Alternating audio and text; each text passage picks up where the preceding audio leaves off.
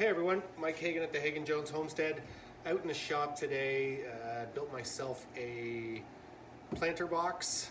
I had some garlic clove, one last garlic clove that I didn't get in the ground, and I thought I'd try doing some indoor start garlic here. It's just the beginning of February in Ontario, so it's quite cold outside. So I'm going to do a little DIY video on how I built this planter box. I'm going to build the next one a little bit wider, just so I have a little more space inside. And to be quite honest, this was a free board I found on the Homestead, and the next one's a free board I found on the Homestead, and the next one's wider, so the planter box is going to be wider, but I'm excited for that. So super easy, took me, I don't know, maybe 20 minutes to put it together. So I'm going to show you a quick little vid. I won't show you all the cuts and everything, but I'll write it all out at the end and post a photo of, you know, what the cuts were and how I did the cuts. And when I do the angle cut here, I'll show you how I did that and all that kind of stuff. But trust me, super easy. Well, thanks for checking it out, and I'll give you a quick show of what I made here, and then I'll put pieces together as we go. And thanks for watching. So this is the planter box I built. It's 7 inches tall, 36 long, and then as you can see, it comes in a little bit with the side walls here and over there. I wanted to put that nice kind of accent on the outside there for fun, so it looks good as well as functional. So I'll put it all together for you right now. So as I said, I had some I found a couple boards in the shop. They are a true 8-inch. It looks like pine, probably a white pine or something. True 8-inch, and first 2 cuts I did were 36 inches long. So as I did before, I'm going to want to put my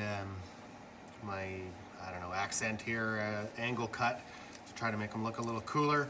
So what I did was I took a measurement. I found half is 4 inches. Put a mark here, nice big mark. And then I'm going to take it over to the saw. I won't show you that part. I'll bring it back, and I cut I think it's just over 31-degree angle. On the saw, it's one of the presets, so I just use that because it's the easiest. So I'm going to go give this a cut on both sides, and then I'll show you what it looked like. So finished cut, I've got my 36-inch long. I measured 4 inches down on an 8-inch board. I cut in on a 31-degree angle. It's actually 31.6 is the preset on my saw. I don't even know, but whatever. So I've cut 2 of them, as you can see. These are my front and back faces. So now what I like to do, just to make sure I get everything somewhat square, I mean, again, this is a home jobby, I'm not selling these, is take my square and my pencil and then just draw this line with your corner, because when you put your inside wall in, you're going to want to have it showing. So I just take my pencil and I go like that, and that keeps that inside wall nice and straight. And as you can see, I have this nasty bit here. I'm going to want that on the inside as well, so it's not showing on the front face, and the pencil's on the inside as well. So I'm just doing this again over here. Draw the lines up, and now you can see I have my line there, my line here. Can you see it? I don't know, but I do. Pencil line, so when I put it together, I know that my walls are standing up straight. So I'll do the same thing on the other board. These boards are fairly warped, so I've been sitting in the barn for a long time, you can tell. So it's not going to be finished carpentry, but I'm sure it'll last me a couple, if not 3 years of growing out of. So there, I have my 2 pencil lines. Now I'm going to go measure up and cut my bottom board. That's got to fit inside here, minus the width of my 2 sidewalls. I'm going to do my sidewalls first, measure the center, cut this bottom board, and then we'll put it all together. So I've got my cuts in, and like I said, I put my square on the side here, just to come off this accent and get a nice straight line. So when I put the sidewalls I cut in place, I know that I'm keeping them pretty well straight up and down. Like that, and then like that. And then also, because I'm lazy and I didn't want to do the math, it gives me the opportunity to run a tape measure between the two and say, okay, I need a bottom board that's 29 inches. So I'm gonna go cut that bottom board, and then I'm gonna put this all together. So I got the bottom board cut here, like I said, 29 inches. And it's gonna slide in right here between the two sidewalls and act as the bottom. I will, when the whole planter is built, drill holes in the bottom of this. So it's got a little bit of drainage. So now I'm gonna put this all together. So like I said, I've got my pencil marks on everything. This is gonna be my bottom board. I'll put the sidewall close, like this. I'll put the other sidewall over here, like that. And then I'm gonna flip this inside like this and put it on and on. So really all I'm trying to do here is get it close to square, and as I go around it should end up fairly good. So those are those. Now I just need to get some screws. So I've got everything standing up nice together, it's not attached. I'm making sure that my sidewall and this corner are nice and perfect. So those are the first two screws on either side I'm gonna put in. I've got them started here so it's a little bit easier to see. But again, I've got my sidewalls running down here on the side. I've got the corners of those two really nice and snug here.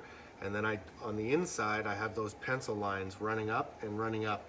So I'll put these two in, I'll look underneath, I'll line up the pencil line, send two more screws home, and it'll be nice and square and solid.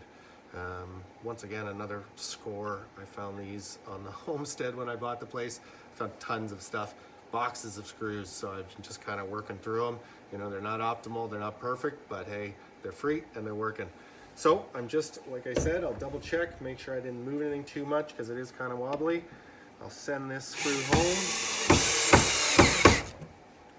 And then I'll do the same over here. See, this one moved a little bit. I'll get it nice and square.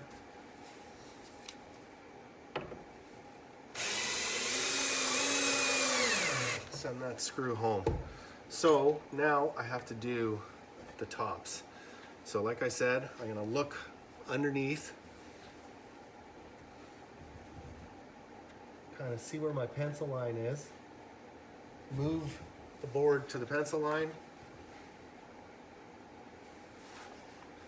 So right with that sun. There it is. So there, okay.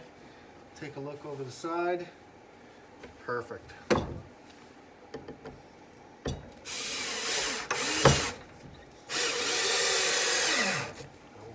bit of an angle, but I'm lucky and it didn't do anything. So check again.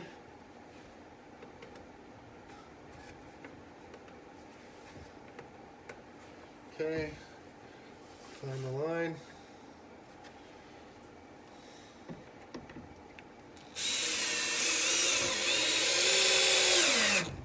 Send it home. So that's one side. So now, here's the other face. I'm gonna flip it over. I'm gonna take our bottom, because it's gonna be the easiest to put in now. And I'm gonna try to slide this in. There we go.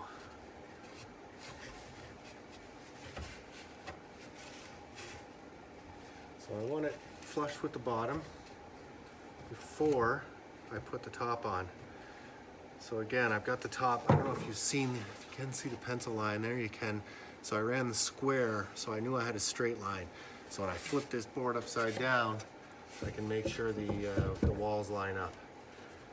So again, come into the corners. You can tell I cut this one a little bit longer than the other because it's overlapping, but that's okay. And I'm just going to split the middle. Again, grab a screw. I'm going to start at the bottom corner because I know I've got this fairly flush.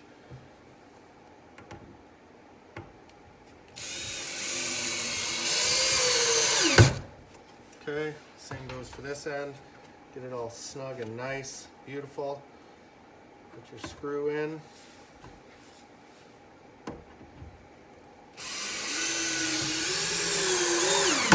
Okay, and then I will check the pencil line on the bottom. You know what, that looks pretty perfect where it is. Kind of measure up, okay, right about there.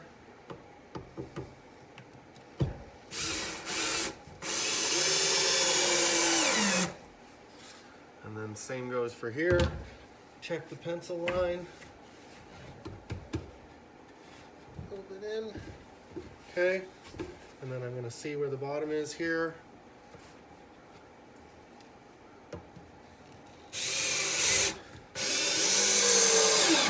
And there we go. So 4 screws either side. It's pretty well together.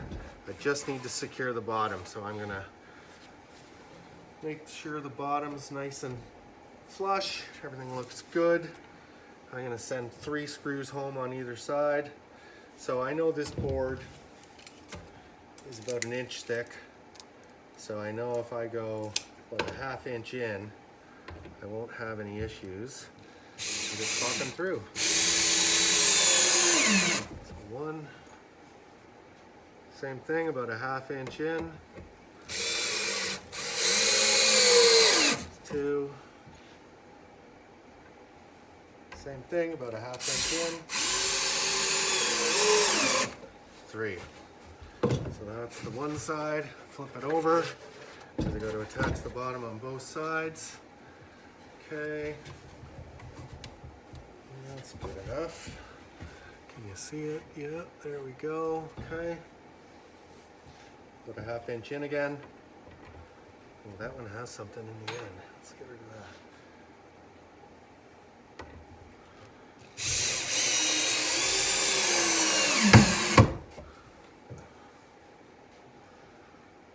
Could always measure out the center line if you wanted to. I'm just putting it together.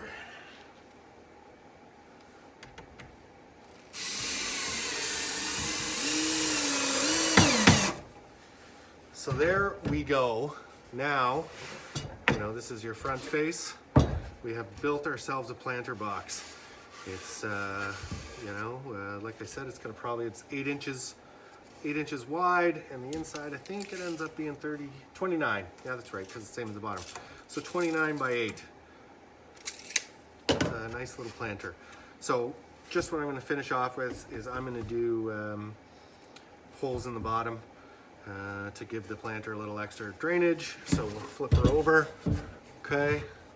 I'm going to actually take the time and, you know, maybe measure it. Where did my pencil go?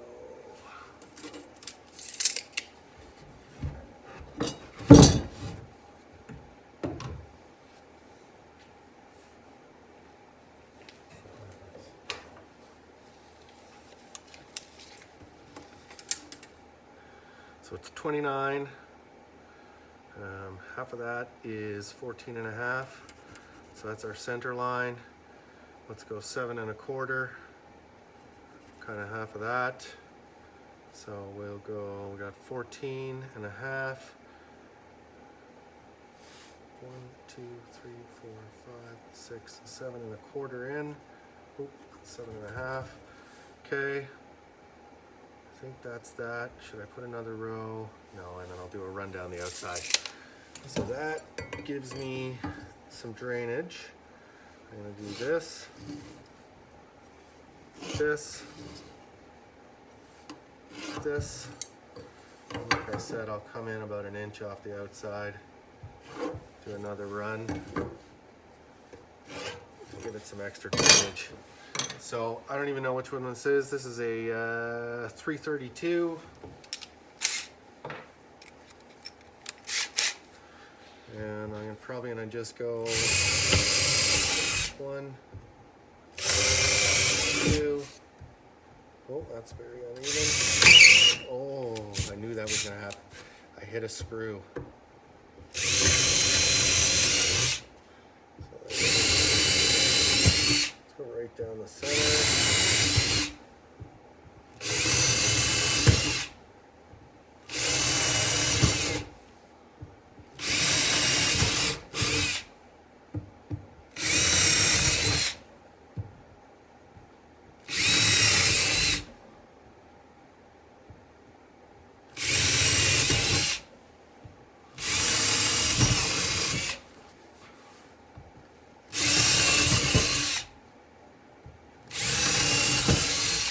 I'm not going to, oh, I almost hit the screw again there. I know I could be lining this in plastic. I'm not gonna. Even if I had to pay for the wood, let's say at $1 a foot for rough cut pine, to build one of these would probably cost $11, $12 Canadian. So it's gonna last, I don't know, let's say it'd last me 3 years. 12 bucks, it's $4 a year for a planter box. I think I'm pretty happy with that. The plastic makes me nervous because it makes moisture between the wood and the plastic. And I just, let it drain, let it rot, and I'll remake them as I need them. So here is the finished product.